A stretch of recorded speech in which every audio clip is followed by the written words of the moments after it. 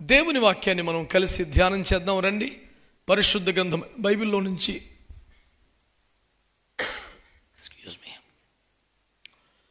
Hebrew పత్రిక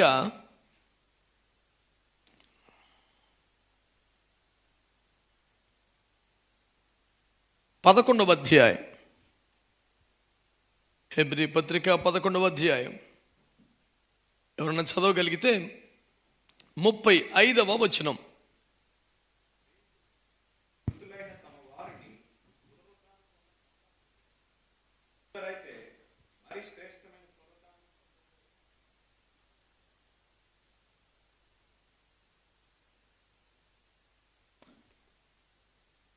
నా వైపు చూస్తా మంచిగా దేవుని వాక్యం వినే ప్రయత్నం చేయండి.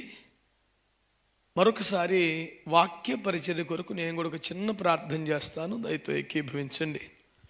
ప్రేమ కలిగిన మా మహాపరిశుద్ధ తండ్రి, మహోన్నతుడైన దేవా, అల్పదాసుడను నిష్ప్రయోజకమైన సేవకుని నేనే తగ్గాలి, మీరు హెచ్చాలని ఆశిస్తూ మీకు లొంగిపోతూ మీకు అప్పగించుకుంటున్న వాడిని కనికరించి మీ అగ్ని చేత కాల్చి పుటము వేసి పరిశుద్ధపరిచి ఈ మంటి ఘట్టమును మీ మహిమైశ్వర్యముతో నింపి మీ శైలిలో మీ స్థాయిలో మీ కార్యాలన్నీ జరిగించాలని ప్రాధేయపడుతున్నాను. మీ కార్యానికి, ఆత్మ ప్రవాహానికి, వాక్య ప్రభావానికి అడ్డు తగిలే సమస్త ఆటంకాలు, శ్రోతలు, బలహీనతలు యేసు నామములో బంధించి నాశనం చేస్తున్నాను. పరిశుద్ధాత్ముడా, మీ శైలిలో మీ స్థాయిలో మీ కార్యాలు జరిగించుకోగలరని యేసు నామములో ప్రార్థించి వేడి పొంది ఉన్నాము తండ్రి. ఆమేన్. మనమంతా కలిసి ఒక మంచి స్తోత్రం చెప్పగలమా? Is that okay? హల్లెలూయా. దేవుని బిడ్డలారా, నా వైపు చూస్తా వాక్యాన్ని వినండి. నేను మిమ్మల్ని అడిగేది ఒకటే. దేవుని కృపలో ఇది నేను సేవకొచ్చి 30వ సంవత్సరం. ఈ 30 సంవత్సరాల పరిచర్యలో ఎన్ని దేశాలు తిరిగినా, ఎన్ని లక్షల మందికి దేవుని వాక్యాన్ని బోధించినా, ఎన్ని వేల మందికి బాప్టిస్మాలు ఇచ్చినా, ఎన్ని వందల కొద్ది దైవజనులను ఆర్డైన్ చేసినా, నేను ఎప్పుడూ ఎక్కడ ఎవరిని ఏమీ అడగను కూడా. కానీ ఒకటి మాత్రం ఖచ్చితంగా అడుగుతాను, ఏంటంటే నోరు తెరిచి ఏకీపించమని. మనసులో ఓకే అనుకోకుండా ఏదో పైకి అనండి. కనుక మీ మనసులలో మీరు ఏకీభవిస్తున్నారో విభేదిస్తున్నారో వివేచించాల్సినంత పని నాకు పెట్టకుండా చక్కగా హాయిగా మీరు ఏకీభవిస్తే, అవునంటే ఆమెనంటే అంతకు మించిన సహకారం ఇంకేది ఉండదు ప్రసంగ పరిచర్యకి. Hello, that's enough. చాలు, ఆ మాత్రం చేసి పెట్టండి చాలు.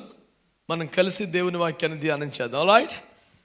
దేవుని బిడ్డలారా, మీరందరూ నాతో కలిసి ఒక మాట చెప్పండి, ఈవెన్ బెటర్ లైఫ్ అనండి. That is the topic of tonight's meeting and of course the title of the message. చూడండి, మనము ఒక బెటర్ లైఫ్ కొరకే ఎప్పుడు ఆశపడతాం. పర్వాలేదులే, ఈ మాత్రం చాలే అని దాదాపుగా ఎవరు అనుకోరు. నెలకు 1,00,000 రూపాయలు సంపాదిస్తున్న వారు that's all for my life అని ఎప్పుడు ఎక్కడ అనుకోవడం నేను చూడలేదు.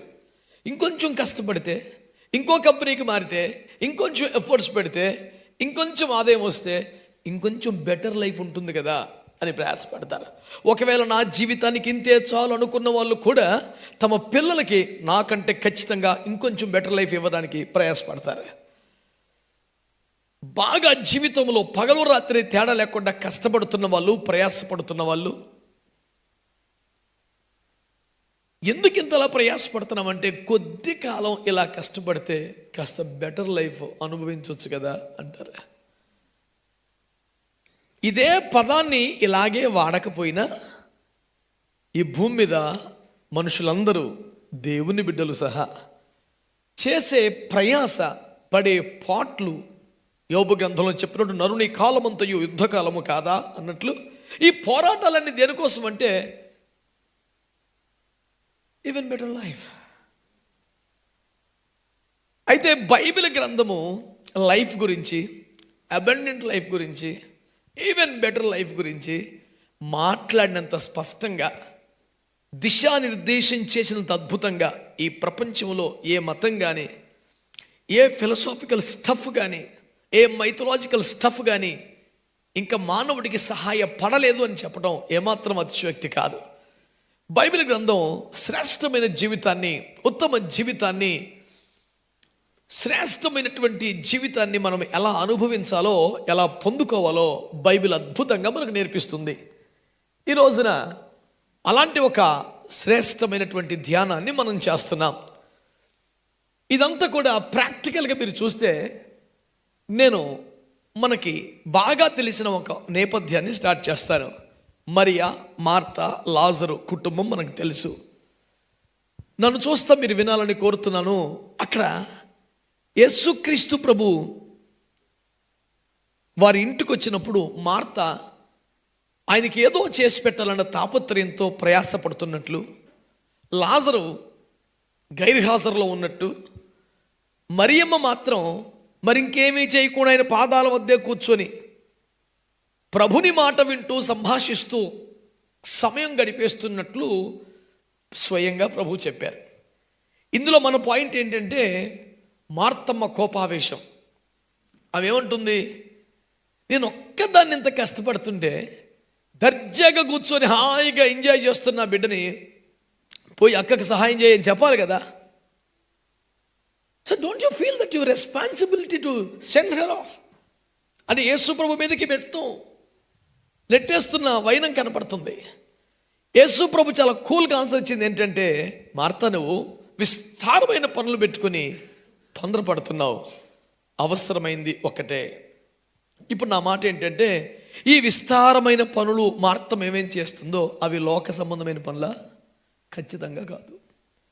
యేసు కొరకు ఆ బిడ్డ పడే ప్రయాసే. ఎందుకంటే బైబిల్ ఏమని చెప్తుందంటే, Martha was the head of the house అని అక్కడ రాసి ఉంది.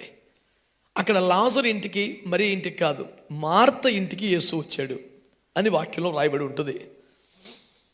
అంటే మార్తమ్మని హెడ్ ఆఫ్ ద ఫ్యామిలీగా, తల్లిదండ్రులు లేని ఈ ముగ్గురు మాత్రమే సిబ్లింగ్స్ ఉన్న ఇంటికి పెద్దగా దేవుడు బైబిల్ రికగ్నైజ్ చేసి మాట్లాడారు. మరి ఇంట్లో మిగతా పిల్లల కంటే ఇంటి పెద్దలకి ఎక్కువ బాధ్యత ఉంటుంది కదా. సహజంగానే వచ్చిన గస్ట్ని ఆనర్ చేద్దామనే తాపత్రయం ఉంటుంది. కనుక నా ప్రభుకి నేను ఏమి ఇవ్వగలను, ద బెస్ట్ అని ప్రయాసపడుతుంది. మనము ఏ కోణములో ఆలోచించినా ఒక్క ప్రభు కోణంలో తప్ప ఆమె చేస్తున్న దాంట్లో తప్పు పట్టలేము. ప్రభువుకు మర్యాద చేద్దామని రాక ప్రభు నా ఇంటికి వచ్చాడు, నేను ఆయన్ని సంతృప్తిపరచాలి, ఘనంగా చూడాలి, నేను ఇవ్వగలిగింది ఇవ్వాలి అని తాపత్రయపడ్డాన్ని తప్పుగా వ్యర్థంగా మనం ఎవరూ భావించలేము. కానీ యేసు ప్రభు మాత్రం ఆమె ఉత్తమమైన దాన్ని ఏర్పాటు చేసుకుంది, అది ఆమె యొద్ద నుండి తీసివేయలేము అంటాడు. అంటే మార్తమ్మ చేస్తున్న పరిచర్య చెడ్డది అని చెప్పలేం, తప్పు అని చెప్పలేం, లోక సంబంధమైందని చెప్పలేం, అది కేవలం వ్యర్థం అని చెప్పలేం. కానీ అది తీసివేయబడుతుంది అని చెప్తున్నాడు యేసయ్య. అంటే అది యేసు కొరకు పడే ప్రయాసే, కానీ ఉండదంట ఎక్కువ కాలం. ఇప్పుడు మనందరం కూడా దేవుని కొరకు ఏదో చేస్తూనే ఉంటాం. ఇంతగా దేవుని ప్రేమను అనుభవించి, ఇంత సత్యాన్ని తెలుసుకొని, మహిమగల రాకడికి సిద్ధపడుతూ నిత్యత్వం మీద ఆశలు కలిగిన మనం దేవుని కొరకు ఏమి చేయకుండా ఎట్లా బతుకుతాం? ఏదో చేస్తూనే ఉంటాం. ఇప్పుడు ప్రశ్నించుకోండి, దేవుని కొరకు మీరు ఏం చేస్తున్నారో, ఏం బతుకుతున్నారో అది మీరు ఆశిస్తున్నదా, దేవుడు ఆశిస్తున్నదా? సరదాగా ఫన్నీగా ఉండడం కోసం మీకు ఒకటి చెప్తాను. చాలా సంవత్సరాల క్రితం ఒరిస్సాలో జేకేపూర్ అనే ప్రాంతాన్ని నేను పిలువబడ్డాను. నేను ఏ ప్రాంతానికి సభలకు వెళ్ళినా ఆ పిలిచిన కన్వీనర్ దగ్గర ఉండి వాళ్ళు ఏం పెడితే తిని, మత్తయి సువార్త 10లో మీరు ఏ ఇంట్లో ఉన్నారో ఆ ఇంటికి సమాధానం అని చెప్పండి, ఈ ఇంటింటికి తిరగకుండా కుదురుకు అక్కడ పడి ఉండండి అని చెప్పాడు యేసు ప్రభు. నీ సేవకి వెళ్ళినప్పుడు సంచిని, జోలును, డబ్బుల్ని పట్టుకెళ్దని చెప్పాడుగా. అవన్నీ అట్లాగే నమ్మి మాకున్న ఆస్తుల్ని, కొద్దో గొప్ప భూముల్ని, డబ్బుల్ని అన్నీ వదిలిపెట్టి యమహా RX వేసుకొని కాలేజీకి వెళ్ళే స్థితిలో నుంచి అన్నీ వదులుకొని ఒక పల్లెటూరికి ఏజెన్సీకి కట్టుబట్టలతో సేవకి వెళ్ళిపోయిన వ్యక్తిని నేను. Talking about 94, 18th July. I was just on the road. ఏమీ లేవు నా దగ్గర. ఒక పక్కన అన్నయ్య, అక్క ప్రశాంతంగా ఉన్నారు, మంచి బిల్డింగ్లో బతుకుతున్నారు, కాలేజీకి వెళ్తున్నారు, వస్తున్నారు. నాకు వారానికి 5 రోజులు అన్నం లేదు, నీళ్లు తాగి బతకాలి. ఎందుకురా నీకు ఈ పరిస్థితి? మనకేం సంఘం లేదా, పరిచయం లేదా, ఇల్లు లేవా, ఇదంతా ఎందుకురా అని అడిగితే, ఇలా అయితేనే సేవ, డాడీ వాళ్ళ దగ్గర తీసుకెళ్తే మమ్మీ వాళ్ళ దగ్గర సేవ కాదు అన్నారని. నా విధానం ఫస్ట్ నుంచి అద్భుతాలు ఆశ్చర్యకారాలు ఏమీ సాధించలేకపోయినా ఆయన చెప్పింది చేయడానికి ట్రై చేద్దాం అన్న లెక్క మందే. ఆమె ఈ ప్రయత్నంలో నేను అక్కడ ఉంటే ఆ పాస్టర్ గారు అన్న ఇవాళ సంఘ పెద్ద గారి ఇంటికాడ భోజనం అన్నా మీరా, నాకు అట్లా నేను ఎక్కడికి రాను కదా నాన్న, నువ్వు ఏదన్నా పెడితే తింటాను, లేకపోతే నీళ్ళు దాకా పడుకుంటాను, కానీ ఇంటింటికి నన్ను తిప్పక నాన్న అని చెప్పండి. అన్న మీరు కానీ రాకపోతే నేనే రాకుండా చేశాను అనుకుని సంఘంలో పెద్ద సమస్య అయిపోద్ది, దీనివల్లే సంఘం మొక్కలైపోయిన ఆశ్చర్యం లేదన్నాడు. నా వల్ల సంఘం మొక్కలైపోవడం ఏంటి? అమ్మ బాబు వదిలేకపోతే పదా, ఇంత ఘోరం జరగకూడదు అని వెళితేనండి భోజనంలో కూడికి అయిపోయిన తర్వాత కూర్చుంటే ఇక అంత పసుపు భూమి మీద ఎక్కడ ఉండదు అలాంటి రైస్ పెట్టారు. అసలు మొత్తం అంటే ఆ నెలకు సరిపడా పసుపు వేసాడు అందులో. పులిహార చేశారులే పాపం, ఏదో కొంచెం పసుపు ఎక్కువ ఉంటుంది, దట్స్ ఆల్ రైట్ అనుకున్నాం. అది పెద్ద రాశి అన్నమాట. నేను వేరొక ప్లేట్ అడిగి అందులో దశంభాగం ఉంచుకొని మిగతాది మొత్తం ఇచ్చేసా. ఆ దశంభాగమే నాకు సరిపోద్ది, అంత పెట్టాడు. సరే అయిపోయింది. దాంట్లోకి ఒక పులిహారకి ఇంకా కర్రీ ఎందుకు తినేద్దాం అనుకుంటున్నాను, కానీ పట్టుకొచ్చి ఒక ఆప్యాయంగా వడ్డించాడు. ఎర్రటి నీళ్ళు, దాంట్లో పరిశీలన చేస్తే చిన్న చిన్న చేపలు ఉన్నాయి. అంటే చేపల కూర అని అర్థమైంది అప్పుడు. అరే ఈ పులిహారకి చేపల పులుసుకి ఏంట్రా సంబంధం అని అట్లా నాకు వద్దు అంటే బాగోదు. మేము ముందర పెట్టినది తినుడని ఒక వాక్యం, అన్నీ మనకు వాక్యమే కదా. భూమి మీద ఎవడికి భయపడిపోయినా వాక్యానికి విపరీతంగా భయపడతాం. ప్రభా స్తోత్రం సర్లే అని తింటున్నాను. కొంచెం చాలండి అంటే, తినండి బాబు మీకోసమే చేసాము అన్నాడు. నా పాయింట్ ఏంటంటే ఈ పులిహారకి ఆ చేపల పులుసుకి అసలు సంబంధం ఉందా? దాని రూపమే మీకు వర్ణించాను, టేస్ట్ ఇంకా వర్ణించకపోవడమే కరెక్టు. మీరు అన్నం కూడా తినరు అని చెప్తే అంత ఘోరం, ఇంత ఘోరమైంది నాకు పెట్టి దీనికి అదనంగా అవన్నీ డైలాగ్ ఏంటంటే మీకోసమే చేశాం. మై పాయింట్ ఈజ్, నా కోసం చేస్తే నాకేది ఇష్టమో తెలుసుకోవాలిగా. ఇప్పుడు నా బిడ్డ వంటలు చేసింది నిన్నటి నుంచి మొత్తం ఆంధ్రప్రదేశ్లో వైజాగ్ వాళ్ళు ఏంటి మన విజయవాడ బిడ్డలో 100 మందికి ఫోన్లు చేసింది. అయ్యేం తింటాడు, ఎట్ట తింటాడు అన్ని ఎంక్వైరీలు చేసింది. ఓహో శాకాహారమేనా, కొంచెం కూడా తింటా. అసలు కోడిగుడ్డు కూడా దరికి రాకుండా జాగ్రత్తలు పడి శుద్ధ శాకాహారం వంటలు నానా తిప్పలు పడింది. పూటకి 5-6 రకాలు. ఏం తింటాడు, ఇదేందుకు చేసే బిడ్డ అంటే పలానా వాళ్ళు చెప్పారండి, ఇదేందు బిడ్డ అంటే పలానా వాళ్ళు చెప్పారు, మీకు ఇష్టమంట. నేనేమన్నానంటే నా కోసం అయితే నాకు ఇష్టమైంది ఏంటో తెలుసుకొని చేయాలి కదా. మరి వాళ్ళకి ఇష్టమైంది ఏదో వండి మీకోసం అంటే ఏమైనా అర్థం ఉందా? అది ఎంత ఘోరంగా ఉంటుందో చాలాసార్లు మన క్రిస్టియానిటీ లైఫ్ అంతా అంతే ఉంటుంది. మనం దేవుని కోసం ఏం చెయ్యాలనుకుంటామో విపరీతంగా చేసేస్తుంటాం, లక్షలు ఖర్చు పెట్టేస్తుంటాం, ప్రయాసపడిపోతుంటాం. ఇంతకీ అది దేవుడు మన నుండి ఎక్స్పెక్ట్ చేస్తున్నదేనా, లేదా మనం ఇవ్వాలనుకుంటుందేనా? సీమోను అనే వ్యక్తి యేసును భోజనానికి పిలిచాడు, గుర్తుందా? వాడు 100 రకాలు వండి వడ్డిస్తున్నాడు బీభత్సంగా. ఒక పాపాత్ముడు వచ్చి కాళ్ళ మీద పడి ఏడ్చింది. సరే యాక్సెప్టెడ్, ఓకే. కానీ లాస్ట్లో ఏమన్నాడు?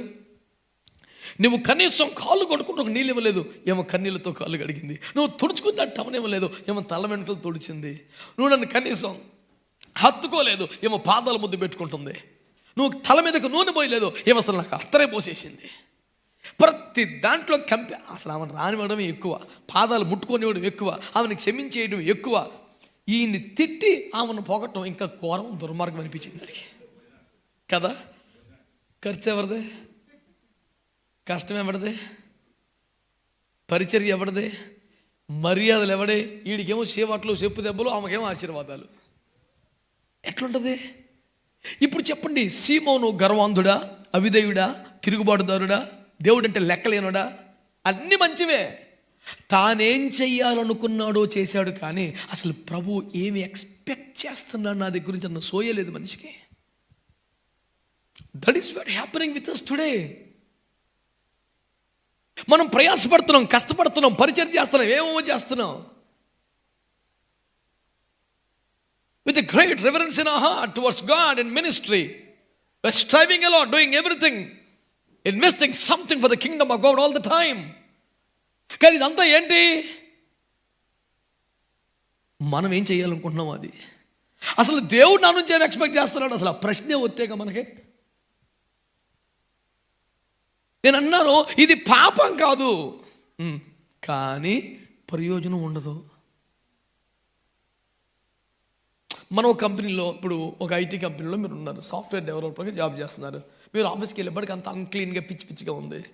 తగ్గించుకొని సమర్పించుకొని ఒక నెల్సన్ మండేలా, ఒక గాంధీ మహాత్ములు అంటే అందరూ మదర్ తెరీసా మీకు మీదకి వచ్చేసి మొత్తం టాయిలెట్స్ మొదలుకొని ఆఫీస్ క్లీన్ చేసి పడేశారు.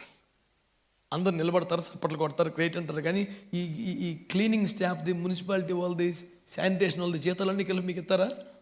పొర్రపాటును వాడెవరు. You may get appreciation from everybody, కానీ అందరు శాలరీస్ నీకు రావు. ఈ లోకంలో కొన్ని భక్తి మనం చేస్తుంటాం, అది తప్పు కాదు, పెద్ద ప్రమాదం రాదు. గుర్తుపెట్టుకుని పెద్ద ఆశీర్వాదం కూడా రాదు. ఎందుకని? చేసింది చెడ్డదైనందుకు కాదు, అది అప్పగించబడింది కాదు, మనకు నియమించబడింది కాదు. That is not the expectation of God in heaven. We're doing what we want to do. We're completely ignored what God expecting from us. That is the problem of Christianity today. ఇంత చేసే మనసున్నవాడికి, ఇంత ఇచ్చే మనసున్నవాడికి, ఇంత ప్రయాసపడే మనసున్నవాడికి దేవుడు తన నుండి కోరుకుండేందో తెలిసి ఈ ప్రయాస అంతా, ఎఫర్ట్స్ అంతా అక్కడే పెడితే ఎంత ఆశీర్వాదం ఉంటుంది. దేవుడు ఎంత సంతోషపడతాడు. నా పాయింట్ ఏంటి? మార్తమ్మ మొత్తం ఆఫీసులు ఉన్నారేంటి? మార్తమ్మ దేవుని బిడ్డ. Okay, that's all right. నా మాట వినబడుతుంది అందరికీ? రైట్. మార్తమ్మ చాలా కష్టపడిపోయి, ఇన్ని తిప్పలు పడి, ఇంత ప్రయాసపడి, ఇంత గోల పెట్టి, ఇంత కష్టపడితే కొంచెం కూడా మెచ్చుకో, కొంచెం కూడా ప్రశంసించలేదు. పైగా నువ్వెందుకు అనవసరంగా టెన్షన్ పడుతున్నావు, ఎందుకని పనులు పెట్టుకున్నావు? అదే షాపింగ్కి వెళ్ళలేదు, ఏమో లోక సంబంధంగా పిచ్చి పిచ్చి పనులు చేయట్లేదు, అన్నీ కూడా దేవుని కొరకే చేస్తుంది. కానీ దేవుడు మాట్లాడుతూ మరియ ఉత్తమమైనది ఏర్పాటు చేసుకుంది.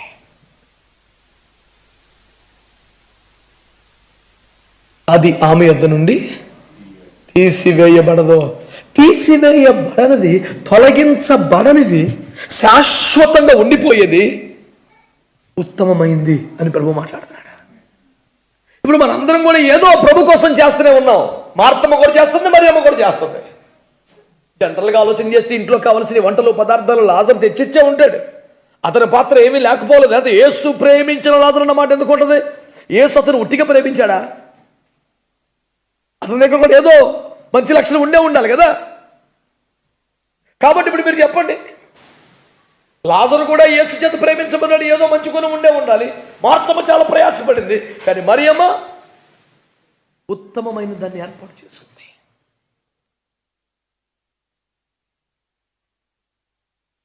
లాజరు దేవుని ప్రేమకు నోచుకున్నాడు, మార్తమ్మ యేసు కొరకు ప్రయాసపడుతుంది. మరియమ్మ మాత్రమే ఉత్తమమైనదని సెలెక్ట్ చేసుకుంది. వాడబడుతున్నవారు, ప్రయాసపడుతున్నవారు, కష్టపడుతున్నవారు, ఖర్చు పెడుతున్నవారు, భక్తి చేస్తున్నవారు అందరూ దేవుని కొరకే. కానీ అందులో కొద్ది మందిరే ఉత్తమమైన దాన్ని ఎంపిక చేసుకున్నారు. నా ఆశ ఆ కొద్ది మందిలో మీరు ఉండాలి,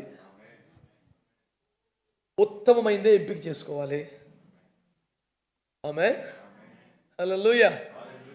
సో ఈ ఎక్స్ప్లెనేషన్లో మనకి తెలియదేంటి? మరి మార్తమ్మ చెడ్డది అని కాదు. లోక సంబంధ వ్యక్తి. సాధారణంగా పాస్టర్లు మైక్ పట్టుకుంటే ఎవరినన్నా ఇంక ఈ పూట టార్గెట్ చేయాలంటే, ఇదివారు మార్తమ్మవా, పనుల మీద పడిపోయావా అని, అవంతా లోక సంబంధమైన మనిషి ఏమీ కాదండి. తీసిపడేసే క్యారెక్టర్ కూడా ఏం కాదు. నాలెడ్జ్ పరంగా చూసుకుంటే కూడా అపోస్తలుడైన పేతురు తర్వాత she was the only lady who got the revolutions about the son of God in Bible. నన్ను గురించి మీరు ఏమనుకుంటున్నారంటే, ఒక్కొక్కరు ప్రాఫిట్ అన్నాడు, ఒకడు అది అన్నాడు, ఇది అన్నాడు. పేతురు అన్నాడు, నువ్వు జీవముగల దేవుని కుమారుడు క్రీస్తు అంటే వేసి అన్నాడు, నా తండ్రి ఆత్మ బయలుపరిచే తప్ప నీకు తెలియదు అన్నాడు కదా. మళ్ళీ ఆ రెవల్యూషన్ మనం ఇంకెక్కడ ఎవరి దగ్గర ఉండదు, మార్తమ్మ దగ్గర ఉంటుంది. లాజరు చనిపోయినప్పుడు యేసు వస్తే, నేను లాజరును బ్రతికిస్తాను నమ్ముతున్నావా అంటే, నువ్వు సజీవుడైన దేవుని కుమారుడు క్రీస్తువుని నేను ఎరుగుదును అంటది. She was the only lady in Bible, even after apostles, who got such a greatest revelation about the Son of God. కనుక మార్తమని ఒక లోక సంబంధ వ్యక్తిగా, పిచ్చి పిచ్చి మనిషిగా మనం తీసిపారేసి అంత ఈజీ క్యారెక్టర్ ఏం కాదు. She had her own values in Bible, right? యేసు చేత గుర్తింపబడి మెచ్చుకొని పడిన వ్యక్తి. నేనేమన్నానంటే, ఇంత చేసి ఇంత కలిగి కూడా she couldn't choose the better one. నువ్వు కష్టపడి ఖర్చు పెట్టి ప్రయాసపడి దేవుడు at the end of the day this is not what I'm expected from you అంటే ఎంతో బాధ అనిపిస్తుంది. సీమోను పరిస్థితి అవుద్దిగా మనకు కూడా. అందుచేత మీరు దేవునిలో ఉన్నారు, భక్తి చేస్తున్నారు, కష్టపడుతున్నారు, ఖర్చు పెడుతున్నారు, కానుకలు ఇస్తున్నారు, సేవకుల్ని ఘనపరుస్తున్నారు, చాలా చేస్తున్నారు.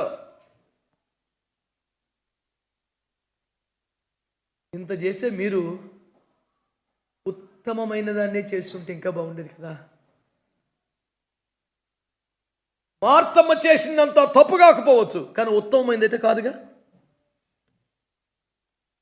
కాబట్టి రాత్రి ఒక తీర్మానం చేద్దాం, నేను ఉత్తమమైనది చేద్దాం. ఎందుకని ఉత్తమమైనది చేయాలి? ఉత్తమమైన జీవితమే మనకు కావాలి. ఆమె ఏదో ఒక జీవితం చాలకుండా ఎక్కడ దాకా రారుగా మీరు. ఇంతమందికి దూరంగా ఉండరుగా. మనసు కొట్టుకులాడుతుంది చాలాసార్లు, ప్రాణం తనుకులాడుతుంది, అయినా ఓర్చుకుంటారు, బాధపడతారు. ఏదో దేవుని పుణ్యమని టెక్నాలజీ పెరిగిపోయి వీడియో కాల్స్ చేసుకొని తృప్తి పడతారు.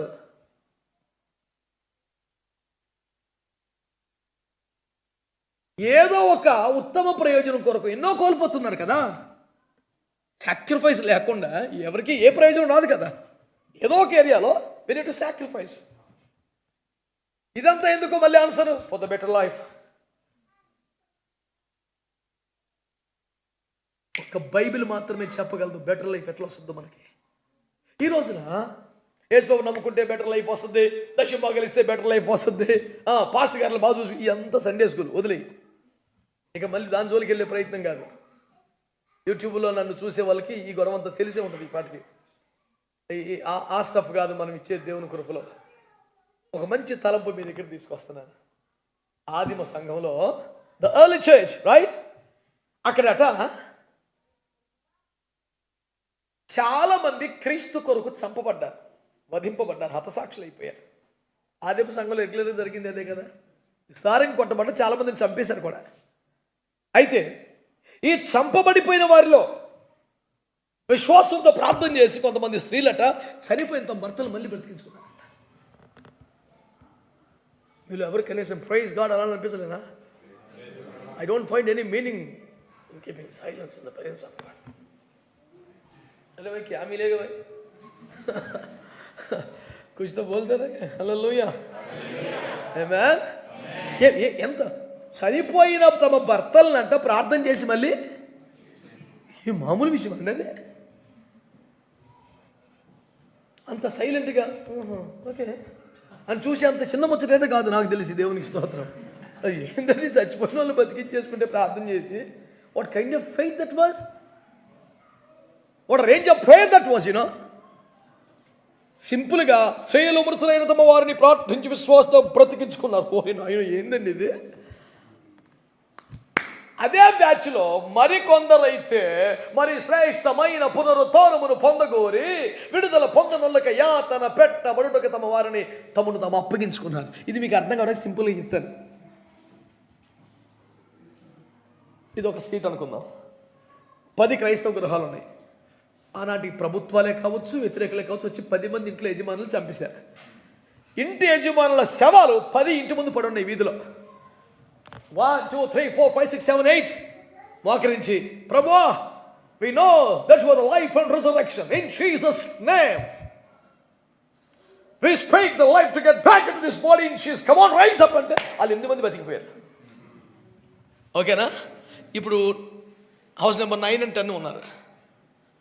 2 సేవలు ఉన్నాయి, 2 భార్యలు అక్కడ ఉన్నారు. వీళ్ళు ఏం చేయాలి ఇప్పుడు? We are serving the same God who has no partiality at all. We do agree with the faith in Jesus' name that our husbands must rise up and stand for the glory of God. అని start చేయాలిగా. వీళ్ళిద్దరు pastor గారికి phone చేసి, అయ్యా మా భర్తలు ప్రభు కొరకు హతసాక్షులు అయ్యారు, భూస్థాపన చేయమన్నారు. कैसी तरीके का और होते हैं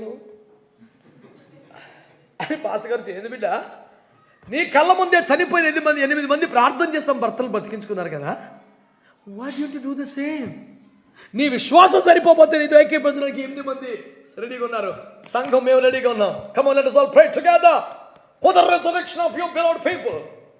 It is possible. God can do the thing, same thing in your life. Hallelujah. అని అందరూ ప్రార్థన చేద్దాం అంటే, it's all it pastor. Go further proceedings for the funeral. My goodness, ये क्या बात है.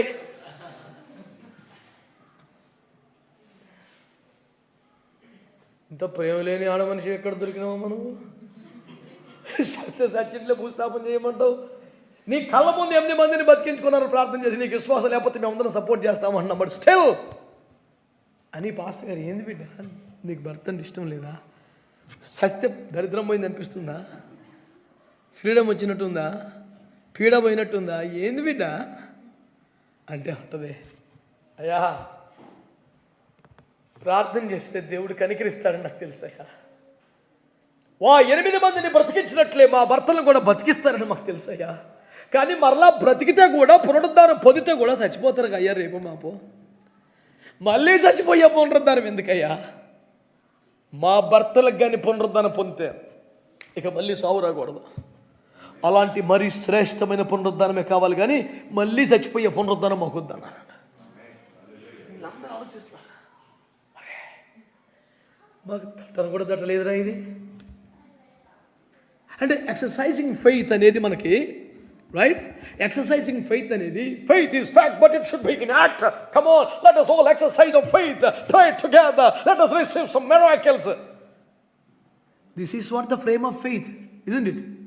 అంతవరకు అదే ప్రార్థన. నాకు విశ్వాసం లేదు, నాకు నమ్మాలి, మరి చర్చకు వచ్చేస్తే కాదు. Don't you believe in miracles? Hallelujah. This is our range of correcting people. You know, in other words we can even. ఇది ఆపేశారు సౌండ్. పెడతానని ఎందుకు ముట్టుకోను, నాకేం ఇబ్బంది లేదు. You want me to use the microphone? All right, I'm ready.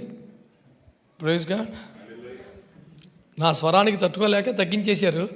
ఇంకెందుకులే మన స్వరం ఏ క్లాస్ యాంప్లిఫైర్ ఉందని నేను కంటిన్యూ అవుతున్నాను. It's a power amp, you know. Never get disturb from last 30 years. All right, God bless you people. Amen. Why don't you shout hallelujah? Hallelujah. Is there any such doctrine? No, hey, don't say hallelujah. You people keep quiet.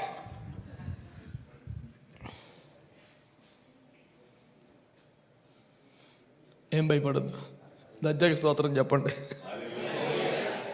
Hallelujah. Hallelujah.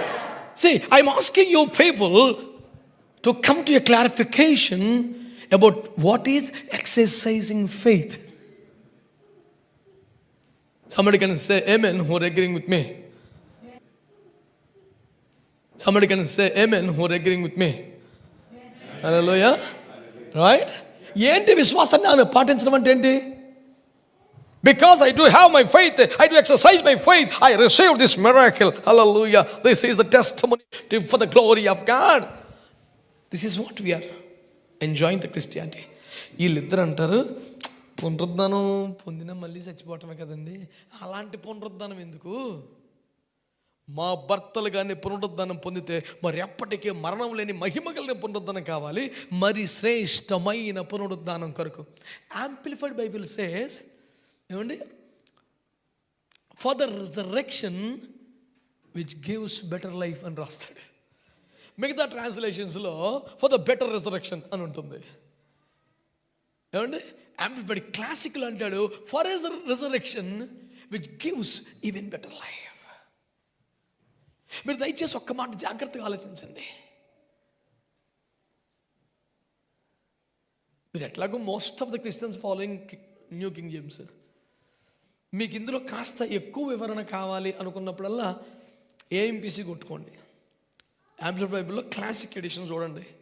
వాడు ఒక్క పదానికి 100 రకాలు చెప్తాడు మీకు. ఇది ఎందుకు వాడారు, ఎవరు వాడారు, ఏ సందర్భంలో వాడారు, ఏ కాంటెక్స్ట్లో వాడారు. మీకు బైబిల్ స్టడీ ఈజీగా ఉంటుంది. దానికోసం 100 పుస్తకాలు రిఫర్ చేయకుండా ఆ వచనానికే పక్కన ఒక పదం రెజరెక్షన్ కానీ బ్రాకెట్ వేసి అందులో దానికి సంబంధించిన మొత్తం 4-5 పదాలు రాసేసి మళ్ళీ ఫుట్ నోట్లోకి వెళ్ళి ఎతుక్కునే సావు లేకుండా